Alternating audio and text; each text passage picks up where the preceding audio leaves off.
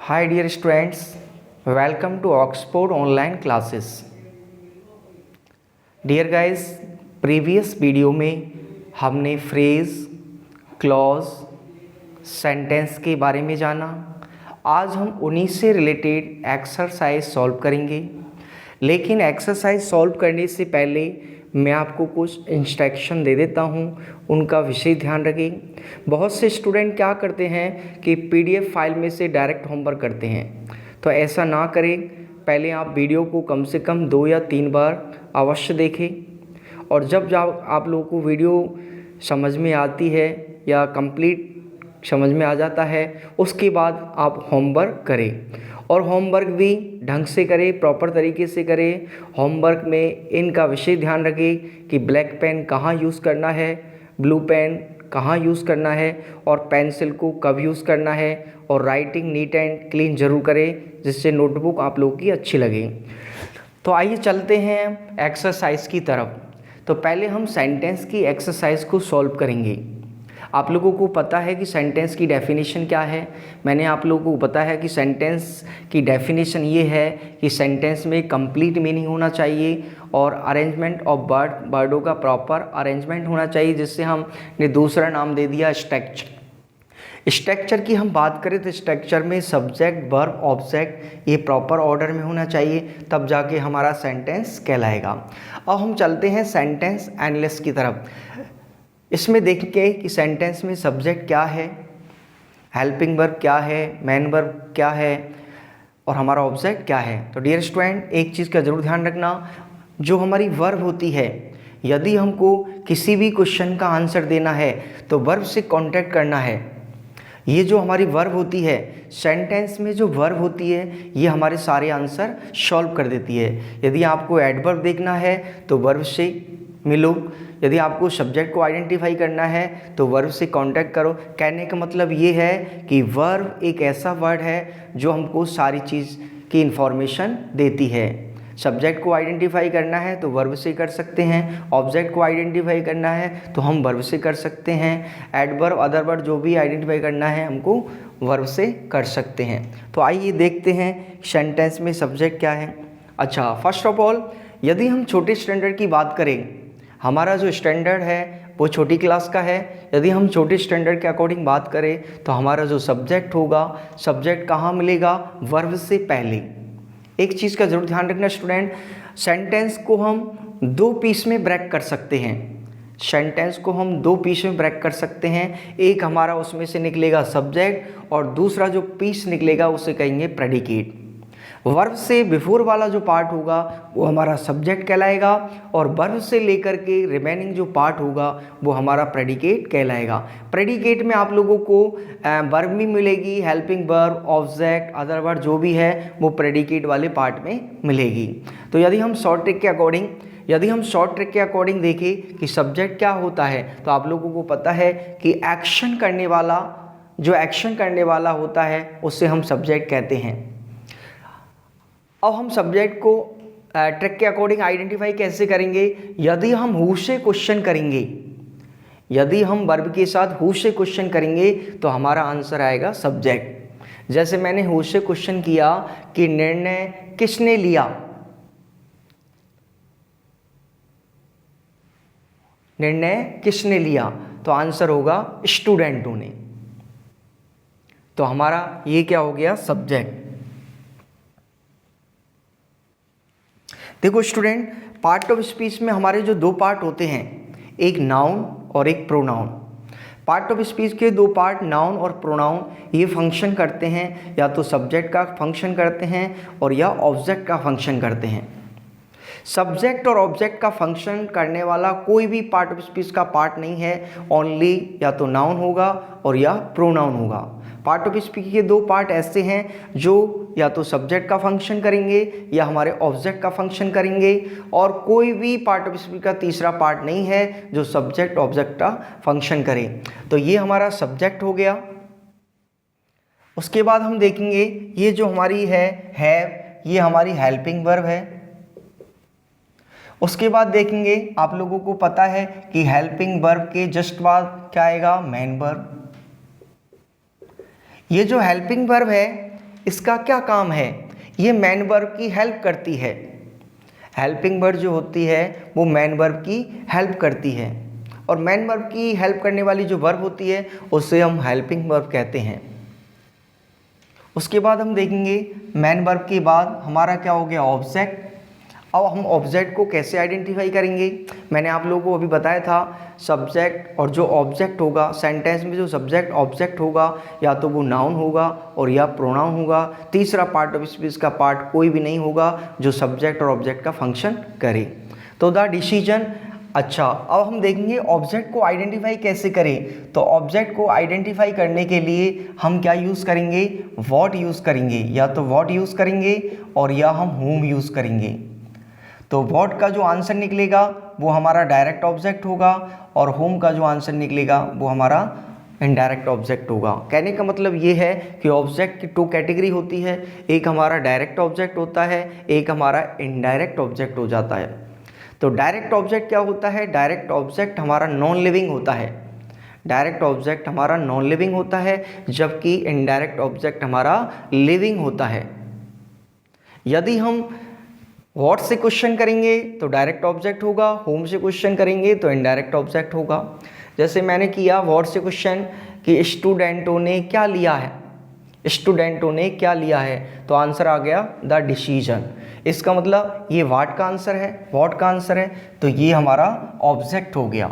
एक चीज़ का जरूर ध्यान रखना, यदि किसी सेंटेंस में एक ही ऑब्जेक्ट है, यदि किसी सेंटेंस में एक ही ऑब्जेक्ट है, चाहे वो लिविंग हो चाहे वो नॉन लिविंग हो, वो हमारा डायरेक्ट ऑब्जेक्ट कहलाएगा। दोबारा देखिए, यदि किसी भी सेंटेंस में वन ऑब्जेक्ट है, चाहे वो लिविंग हो चाहे वो नॉन लिविंग हो, तो वो हमारा क्या कहलाएगा, डायरेक्ट ऑब्जेक्ट कहलाएगा। और यदि किसी सेंटेंस में 2 ऑब्जेक्ट है तो उसकी जो कैटेगरी है वो डिवाइड हो जाती है, एक इनडायरेक्ट ऑब्जेक्ट कहलाएगा और एक डायरेक्ट ऑब्जेक्ट कहलाएगा। अंडरस्टैंड। तो ये हमारा डायरेक्ट ऑब्जेक्ट हो गया। अच्छा, एक चीज़ का भी जरूर ध्यान रखना कि जो हमारा डायरेक्ट ऑब्जेक्ट होता है इसका फंक्शन क्या होता है। डायरेक्ट ऑब्जेक्ट जो होता है वो किसके लिए कार्य करता है, वर्ब के लिए। जो हमारा डायरेक्ट ऑब्जेक्ट है वो वर्ब के लिए कार्य करता है, और हमारा जो डायरेक्ट ऑब्जेक्ट होता है वो कंपलसरी होता है, और हमारा इनडायरेक्ट ऑब्जेक्ट जो होता है वो नॉट कंपलसरी होता है। कहने का मतलब ये है कि यदि हम किसी सेंटेंस में 2 ऑब्जेक्ट है और हम डायरेक्ट ऑब्जेक्ट को हटा देते हैं तो हमारा हमारा जो सेंटेंस है वो सेंटेंस नहीं कहलाएगा, क्योंकि सेंटेंस के लिए कंप्लीट मीनिंग होना चाहिए। और यदि हम किसी सेंटेंस में 2 ऑब्जेक्ट है और इनडायरेक्ट ऑब्जेक्ट को हटा देते हैं तो डायरेक्ट ऑब्जेक्ट पर कोई भी प्रभाव नहीं पड़ेगा और हमारा सेंटेंस कहलाएगा, क्योंकि उसका कंप्लीट मीनिंग निकलेगा। तो कहने का मतलब ध्यान रखना गाइस, ये जो हमारा डायरेक्ट ऑब्जेक्ट होता है ये वर्ब का ऑब्जेक्ट होता है, डायरेक्ट ऑब्जेक्ट हमारा कंपलसरी होता है और इनडायरेक्ट ऑब्जेक्ट हमारा नॉट कंपलसरी। ये ज़रूरी नहीं है, यदि इसको सेंटेंस में से हटा दिया भी जाए तो सेंटेंस पर कोई भी इफेक्ट नहीं पड़ेगा और सेंटेंस ही रहेगा। ठीक है गाइस, आगे चलते हैं।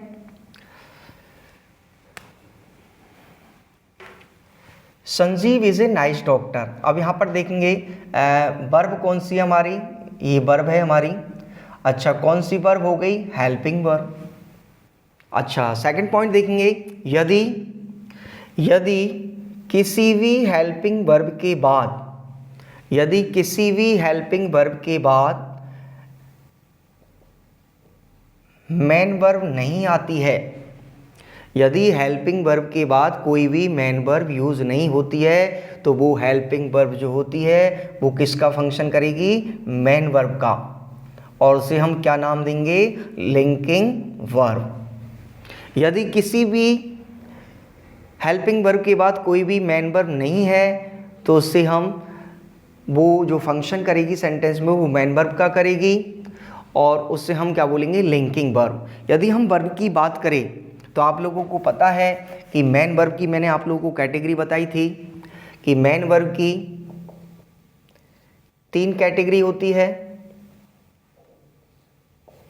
एक हमारी होती है ट्रांजिटिव वर्ब, एक हमारी होती है इंट्रांजिटिव वर्ब, और थर्ड होती है हमारी लिंकिंग वर्ब। ट्रांजिटिव वर्ब किसे कहेंगे? ट्रांजिटिव वर्ब उसे कहते हैं जिस वर्ब के साथ ऑब्जेक्ट होता है उसे हम ट्रांजिटिव वर्ब कहते हैं, और जिस वर्ब के साथ कोई भी ऑब्जेक्ट नहीं होता है उसे हम इंट्रांजिटिव वर्ब कहते हैं। और ट्रांजिटिव वर्ब और इंट्रांजिटिव वर्ब दोनों में एक्शन होता है। ट्रांजिटिव वर्ब और इंट्रांजिटिव वर्ब दोनों में एक्शन होता है, लेकिन लिंकिंग वर्ब में कोई भी एक्शन नहीं होता है। लिंकिंग वर्ब का जो फंक्शन होता है वो क्या फंक्शन होता है? लिंकिंग वर्ब सब्जेक्ट और कॉम्प्लीमेंट को लिंक करने का काम करती है। लिंकिंग वर्ब का मतलब मीनिंग से ही पता चल गया, लिंक करना। तो लिंकिंग वर्ब जो है वो लिंकिंग वर्ब से पहले आने वाला जो सब्जेक्ट है और उसके बाद आने वाला जो कॉम्प्लीमेंट है उसको लिंक करने का फंक्शन करती है लिंकिंग वर्ब। और लिंकिंग वर्ब में कोई भी एक्शन नहीं होता है, और ट्रांजिटिव और इंट्रांजिटिव दोनों वर्बों में एक्शन होता है, बट लिंकिंग वर्ब में कोई भी एक्शन नहीं होता है। और लिंकिंग वर्ब के बाद आने वाला जो वर्ड होगा वो हमारा कॉम्प्लीमेंट होगा। लिंकिंग वर्ब के बाद आने वाला वर्ड हमारा कॉम्प्लीमेंट कहलाएगा, और कॉम्प्लीमेंट नाउन भी हो सकता है, कॉम्प्लीमेंट हमारा एडजेक्टिव भी हो सकता है। हम कैसे आइडेंटिफाई करेंगे कि कॉम्प्लीमेंट हमारा नाउन है या एडजेक्टिव है? तो यदि आइडेंटिफाई करना है तो हम क्या करेंगे? यदि वर्ड का हम सिंगुलर प्लूरल यूज़ कर सकते हैं तो वो हमारा नाउन हो गया, और यदि सिंगुलर प्लूरल नहीं बनता है वो हमारा एडजेक्टिव हो गया। कहने का मतलब ये है कि नाउन का नंबर हो सकता है, लेकिन एडजेक्टिव का कोई भी नंबर नहीं हो सकता। एडजेक्टिव को हम सिंगुलर प्लूरल यूज़ नहीं कर सकते। आगे चलते हैं। अब यहाँ पर देखेंगे कि हमारा ये क्या हो गया? वर्ब से पहले सब्जेक्ट, ये हमारी, अब यहाँ पर देखो लिंकिंग वर्ब में कोई भी एक्शन नहीं होता है, और यहाँ पर देखेंगे कि सब्जेक्ट के द्वारा एक्शन हो रहा है, सब्जेक्ट के द्वारा कोई भी एक्शन नहीं हो रहा है। एक्शन करने वाला सब्जेक्ट, और यदि तो यहाँ पर सब्जेक्ट कोई भी एक्शन नहीं कर रहा तो इसका मतलब ये लिंकिंग वर्ब हो गई। अच्छा, लिंकिंग वर्ब कौन कौन सी होती है? लिंकिंग वर्ब होती है हमारी is, are, am, was, were. Linking verb होती है is, are, am, was, were. ये हमारी लिंकिंग वर्ब कब कहलाएगी? जब इनके बाद कोई भी मेन वर्ब यूज नहीं होती है, तब ये लिंकिंग वर्ब का काम करती है। और इनके अलावा और भी लिंकिंग वर्ब होती है जो हम एग्जाम्पल के थ्रू समझेंगे। तो यहाँ पर देखेंगे ये हमारी लिंकिंग वर्ब है। अब यहाँ पर देखेंगे ए नाइस डॉक्टर, ये हमारा क्या हो गया? ऑब्जेक्ट या कॉम्प्लीमेंट? ये हमारा कॉम्प्लीमेंट हो गया। अच्छा, कॉम्प्लीमेंट क्या नाम दिया? कॉम्प्लीमेंट का सब्जेक्ट कॉम्प्लीमेंट। सब्जेक्ट कॉम्प्लीमेंट क्यों दिया है? क्योंकि ये जो नाइस डॉक्टर है ये किसके लिए यूज हुआ है? संजीव के लिए। इसका मतलब संजीव नाइस डॉक्टर है, तो ए नाइस डॉक्टर कौन? संजीव। तो दोनों इक्वल है, इसका मतलब ये हमारा सब्जेक्ट कॉम्प्लीमेंट हो गया। अच्छा, एक चीज़ का ज़रूर ध्यान रखना स्टूडेंट, ये ज़रूरी नहीं होता कि सब्जेक्ट ऑब्जेक्ट जो भी है वो एक ही वर्ड होता है। हो सकता है कि सब्जेक्ट फ्रेज के अकॉर्डिंग भी यूज़ हो, उसमें एक से अधिक वर्ड भी हो सकते हैं। ऐसे ही ऑब्जेक्ट की बात करें तो ऑब्जेक्ट भी फ्रेज के अकॉर्डिंग यूज़ हो सकता है, ऑब्जेक्ट में भी एक वर्ड से ज़्यादा वर्ड हो सकते हैं। हमको सेंस देखना है, यदि 2-3 वर्डों का सेंस एक ही सेंस निकल रहा है तो वो हमारा एक ही पार्ट कहलाएगा। जैसे यहाँ पर देखेंगे ए नाइस डॉक्टर, तो ये पूरा ही हमारा सब्जेक्ट कॉम्प्लीमेंट हो गया क्योंकि पूरा एक ही सेंस दे रहा है।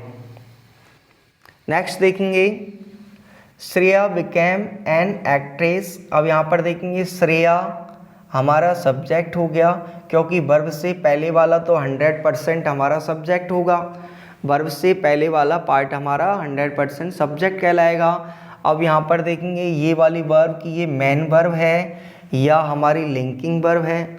अब यहाँ पर देखेंगे कि श्रेया यहाँ पर देखेंगे श्रेया के द्वारा कोई एक्शन हो रहा है, इसका मतलब तो ये है कि श्रेया एक एक्ट्रेस बन गई है, हो गई है। इसका मतलब नो एक्शन, और नो एक्शन का मतलब क्या हो गया, लिंकिंग वर्ब, क्योंकि ट्रांजिटिव वर्ब और इंट्रांजिटिव वर्ब में तो एक्शन होता है, लेकिन लिंकिंग वर्ब में कोई भी एक्शन नहीं होता है, तो ये हमारी लिंकिंग वर्ब है। और यहाँ पर देखेंगे लिंकिंग वर्ब के बाद आने वाला क्या होगा, कॉम्प्लीमेंट, और कॉम्प्लीमेंट हमारा नाउन भी हो सकता है और कॉम्प्लीमेंट हमारा एडजेक्टिव भी हो सकता है। इसको हम नंबर के अकॉर्डिंग सेलेक्ट कर सकते हैं। नेक्स्ट एग्जाम्पल देखेंगे, सी गैव मी 10,000 रुपी। तो यहाँ पर देखेंगे सी हमारा सब्जेक्ट हो गया, ये हमारा मेन वर्ब, यहाँ पर देखेंगे 1 और 2 ये हमारे दो ऑब्जेक्ट हो गए, तो लिविंग वाला हमारा इनडायरेक्ट ऑब्जेक्ट हो गया और नॉन लिविंग वाला हमारा डायरेक्ट ऑब्जेक्ट हो गया। और आप लोगों को मैंने अभी बताया था कि डायरेक्ट ऑब्जेक्ट कंपलसरी होता है और इनडायरेक्ट ऑब्जेक्ट नॉट कंपलसरी। यदि हम सेंटेंस में से डायरेक्ट ऑब्जेक्ट को डिलीट कर देते हैं तो हमारा पार्ट बच गया सी गैव मी। इसका मतलब हमारा कंप्लीट मीनिंग नहीं है, और कंप्लीट मीनिंग नहीं है तो हमारा सेंटेंस नहीं कहलाएगा। और यदि हम इसमें से इनडायरेक्ट ऑब्जेक्ट को निकाल देते हैं तो डायरेक्ट ऑब्जेक्ट पर कोई भी, सेंटेंस पर कोई भी इफेक्ट नहीं पड़ेगा और तब भी हमारा सेंटेंस कहलाएगा, कंप्लीट मीनिंग है। नेक्स्ट देखेंगे, दे offer the guest many dishes. तो दे हमारा सब्जेक्ट हो गया, वर्ब से पहले वाला पार्ट, ऑफर्ड हमारा मेन वर्ब है, और द गेस्ट और मैनी डिशेज।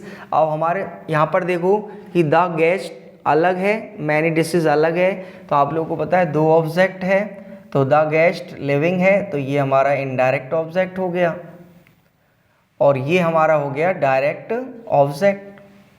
और यदि हम इसमें से इनडायरेक्ट ऑब्जेक्ट को निकाल देते हैं तब भी हमारा परफेक्ट सेंटेंस कहलाएगा, और यदि हम इसमें से डायरेक्ट ऑब्जेक्ट को निकाल देते हैं तो हमारा जो सेंटेंस है वो सेंटेंस नहीं कहलाएगा, क्योंकि कंप्लीट मीनिंग नहीं दे रहा, इसका मतलब हमारा सेंटेंस नहीं कहलाएगा। नेक्स्ट देखेंगे, the question of this exercise confuse us. अब यहाँ पर देखेंगे कि the question of this exercise, इसका मतलब हमारा यहाँ पर जो पोजीशन के लिए क्या यूज़ हो रहा है, ऑफ, और जब ऑफ यूज होता है तो पोजीशन वाला वर्ड कहाँ आएगा, पहले आएगा। यदि हम दो नाउनों के बीच में ऑफ यूज़ करते हैं तो हमारा पोजीशन कहाँ आएगा, फर्स्ट नंबर पर, और जो वर्ब यूज़ करेंगे वो पोजीशन के अकॉर्डिंग करेंगे। दोबारा देखिए, यदि दो नाउन ऑफ से कनेक्ट है तो ऑफ से पहले वाला जो नाउन होगा वो हमारा पोजीशन वर्ड कहलाएगा, और इस पोजीशन वर्ड के अकॉर्डिंग हमारी वर्ब यूज होगी, ठीक है। और यदि ऑफ नहीं होता और यदि अपस्ट्रॉफी एस होता, अपस्ट्रॉफी एस के अकॉर्डिंग हमारा जो पोजीशन है वो कहाँ पर आता, दूसरे नंबर पर। यदि अपस्ट्रॉफी एस होता तो अपस्ट्रॉफी एस के बाद पोजीशन आता और सेकंड नाउन के अकॉर्डिंग हम वर्ब यूज करते, ठीक है। आगे देखिए, the question of this exercise, इसका मतलब पूरा ही एक ही पार्ट है the question of this exercise, क्योंकि दिस एक्सरसाइज से निकला ये, इस वर्ड से दिस एक्सरसाइज से निकला हुआ पार्ट है, इसका मतलब ये हमारा पोजीशन हो गया, और पूरा मिला के हमारा क्या हो गया। अब यहाँ पर देखेंगे कि द क्वेश्चन या दिस एक्सरसाइज, तो हमारा मेन सब्जेक्ट कौन सा है, तो हमारा मेन सब्जेक्ट हो गया द क्वेश्चन। ये तो इससे निकल रहा है तो ये हमारा मेन सब्जेक्ट हो गया, और इस मेन सब्जेक्ट के अकॉर्डिंग हम वर्ब यूज करते हैं, न कि इसके अकॉर्डिंग। और एक्सरसाइज पूरा हो गया, the question of this exercise confused, ये हमारा मेन वर्ब है, और ये हमारा क्या हो गया, ऑब्जेक्ट हो गया। नेक्स्ट देखेंगे, mister Gupta the professor will take the responsibility. अब यहाँ पर देखेंगे मिस्टर गुप्ता द प्रोफेसर, दोनों में से सब्जेक्ट क्या है, तो यहाँ पर देखेंगे कि हमारा मेन सब्जेक्ट क्या है, मिस्टर गुप्ता, तो तो ये क्या है, ये मिस्टर गुप्ता की एडिशनल इन्फॉर्मेशन दे रहा है, मिस्टर गुप्ता की एडिशनल इन्फॉर्मेशन दे रहा है, इसलिए द प्रोफेसर क्या हो गया, एडिशनल इन्फॉर्मेशन देने वाला। दूसरे यदि हम दूसरे वर्ड के अकॉर्डिंग यदि फॉलो करें तो इससे हम एट्रीब्यूट बोलेंगे, ठीक है। मेन सब्जेक्ट हमारा ये हो गया, तो यदि दोनों को मिला करके हमारा पूरा क्या हो गया, सब्जेक्ट हो गया। विल क्या हो गया, हमारी हेल्पिंग वर्ब, और टेक क्या हो गया, हमारी मेन वर्ब, और द रिस्पॉन्सिबिलिटी ये हमारा ऑब्जेक्ट हो गया। नेक्स्ट देखेंगे, माई सिस्टर्स परफॉर्मेंस इज़ एक्सीलेंट।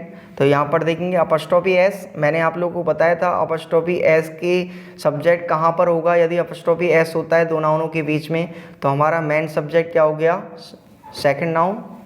तो हम इसके अकॉर्डिंग वर्ब यूज़ करेंगे, यदि अपस्ट्रॉफी एस के अकॉर्डिंग हम इसके अकॉर्डिंग वर्ब यूज़ करेंगे सेकंड नाउन के अकॉर्डिंग। और यदि ऑफ होता, यदि दो नाउन ऑफ से कनेक्ट होते तो हम वर्ब किसके अकॉर्डिंग यूज़ करते, ऑफ से पहले वाले नाउन के अकॉर्डिंग यूज़ करते। और जब अपॉस्ट्रोफी एस होता है तो हमारा पोजीशन कहाँ होगा, सेकंड नंबर पर, और यदि ऑफ है तो पोजीशन कहाँ होगा, फर्स्ट नंबर पर, और हम पोजीशन के अकॉर्डिंग ही वर्ब यूज़ करेंगे। अब यहाँ पर देखेंगे माई सिस्टर्स परफॉर्मेंस, पूरा एक ही सेंस दे रहा है, इसका मतलब ये हमारा सब्जेक्ट हो गया।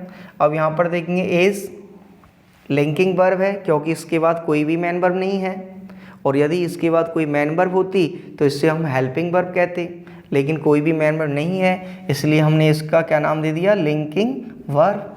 एक्सीलेंट हमारा क्या हो गया, कॉम्प्लीमेंट हो गया, कॉम्प्लीमेंट। और कॉम्प्लीमेंट क्या होता है, या तो नाउन होगा और या एडजेक्टिव होगा, तो एक्सीलेंट हमारा क्या हो गया, एडजेक्टिव हो गया। उसके बाद देखेंगे रीना ग्रू एंग्री, रीना हमारा सब्जेक्ट हो गया, और GREW ग्रू हमारा जो है क्या हो गया, ये हमारी लिंकिंग वर्ब हो गई, क्योंकि एक्शन नहीं हो रहा तो हमारी लिंकिंग वर्ब है। और एंग्री हमारा क्या हो गया, कॉम्प्लीमेंट।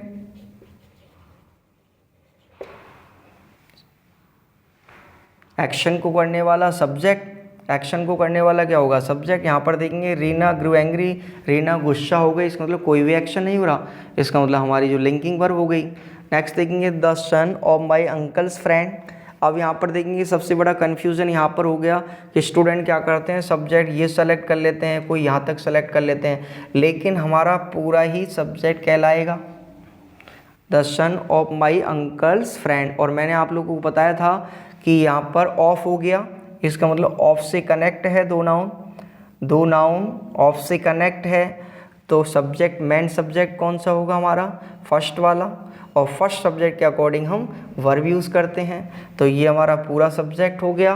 तो ये क्या है, अब यहाँ पर देखो linking verb, is-are-M was verb linking verb होती है, यदि इनके बाद कोई भी मेन वर्ब नहीं आती है, तो इसका मतलब कोई भी मेन वर्ब नहीं आई इसके बाद, इसका मतलब लिंकिंग वर्ब का काम कर रही है। और एन एक्यूरेट, आपको पता होगा लिंकिंग वर्ब के बाद आने वाला वर्ड क्या होगा, कॉम्प्लीमेंट, तो ये हमारा कॉम्प्लीमेंट हो गया, कॉम्प्लीमेंट। तो ये हमारी एक्सरसाइज सॉल्व हो गई, ये सेंटेंस, हमने सेंटेंस को एनालिसिस कर दिया। अब हम आगे बढ़ते हैं दूसरी एक्सरसाइज की तरफ, और दूसरी एक्सरसाइज है हमारी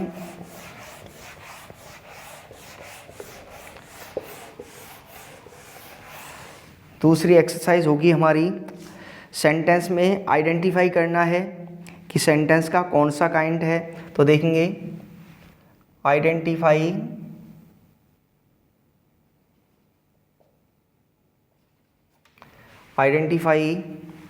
द फॉलोइंग सेंटेंसेस,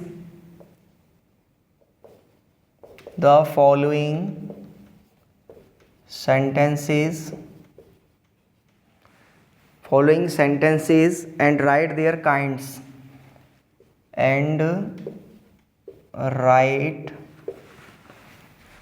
their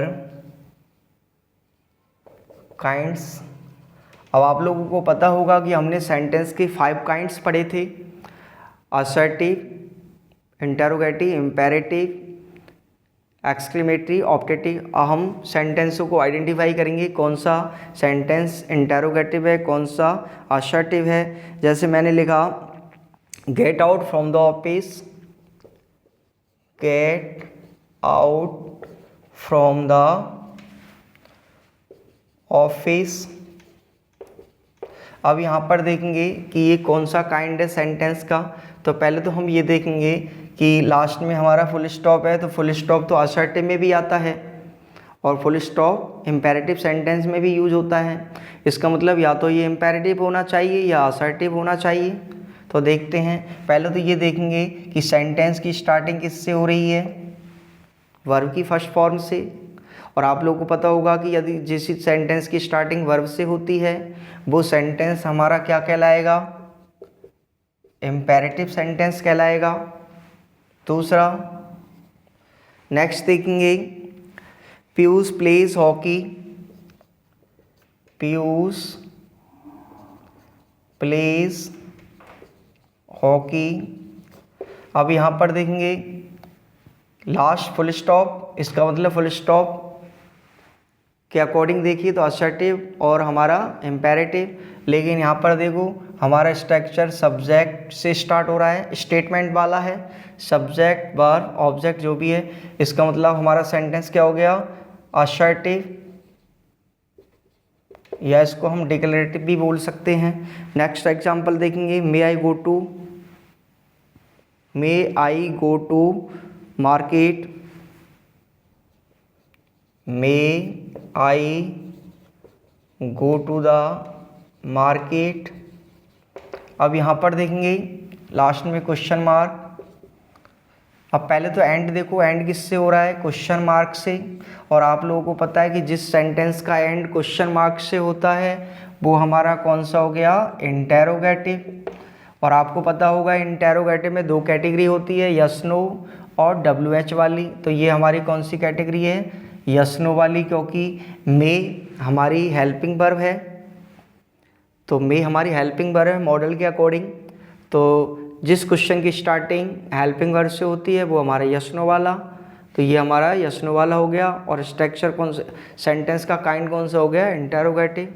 4 वाला क्वेश्चन देखेंगे। 4 वाला क्वेश्चन देखेंगे, how beautiful is this bird. How beautiful is this word. अब यहाँ पर देखेंगे कि एंड किससे हो रहा है सेंटेंस का, एक्सक्लेमेशन मार्क से। और आप लोगों को पता होना चाहिए एक्सक्लेमेशन मार्क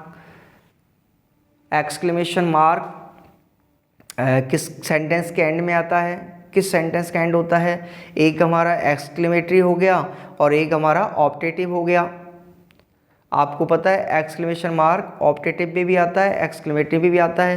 लेकिन आपको पता होना चाहिए ऑप्टेटिव यदि सेंटेंस होगा तो उसकी स्टार्टिंग में से होगी, इसका मतलब में से स्टार्ट नहीं है। और एक्सक्लेमेटरी सेंटेंस की स्टार्टिंग होती है हाउ से या व्हाट से, इसका मतलब ये हमारा एक्सक्लेमेटरी सेंटेंस हो गया। नेक्स्ट देखेंगे 5 वाला, मे गॉड ब्लेस यू। अब यहाँ पर देखेंगे हमारा सेंटेंस का एंड एक्सक्लेमेशन मार्क से। और एक्सक्लेमेशन मार्क के अकॉर्डिंग हमारा या तो ऑप्टेटिव होना चाहिए या एक्सक्लेमेटरी होना चाहिए। लेकिन सेंटेंस की स्टार्टिंग किससे हो रही है, मे से, और लास्ट में एक्सक्लेमेशन मार्क, इसलिए हमारा सेंटेंस कौन सा कहलाएगा, ऑप्टेटिव सेंटेंस कहलाएगा। अंडरस्टैंड। तो ये ऐसे हम सेंटेंसों के काइंडों को आइडेंटिफाई करेंगे। अब हम आगे देखते हैं एक्सरसाइज, फ्रेज और क्लॉज। अब यहाँ पर देखेंगे आइडेंटिफिकेशन करना है। अब हम नेक्स्ट बात करेंगे आइडेंटिफिकेशन ऑफ फ्रेज और क्लॉज। अब फ्रेज और क्लॉज को आइडेंटिफाई करेंगे, फ्रेज क्या है, क्लॉज क्या है। आप लोगों को पता है फ्रेज और क्लॉज में डिफरेंट क्या है। जो फ्रेज है वर्डों का ग्रुप होता है लेकिन कोई कंप्लीट मीनिंग नहीं होता है। इसमें क्लॉज में एक सब्जेक्ट होगा और एक प्रेडिकेट होगा, एक फाइनाइट वर्ब होगी और उसका कंप्लीट मीनिंग नहीं होगा। ये प्रिंसिपल क्लॉज पर डिपेंड रहता है। जैसे एक्सरसाइज सॉल्व करेंगे। जैसे फर्स्ट क्वेश्चन लिया, I will wait here, I will wait here until he completes his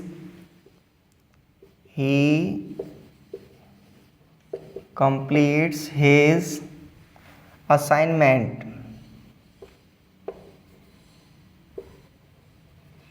अब यहाँ पर फ्रेज और क्लॉज को आइडेंटिफाई करना है कि फ्रेज है या क्लॉज है। तो यहाँ पर देखेंगे कि हमारे दो क्लॉज है, एक ये वाला हो गया और एक हमारा ये वाला हो गया। क्लॉज किससे कहते हैं? क्लॉज में एक सब्जेक्ट होना चाहिए और एक फाइनाइट वर्ब होनी चाहिए, तब जाके हमारा वो क्लॉज कहलाएगा।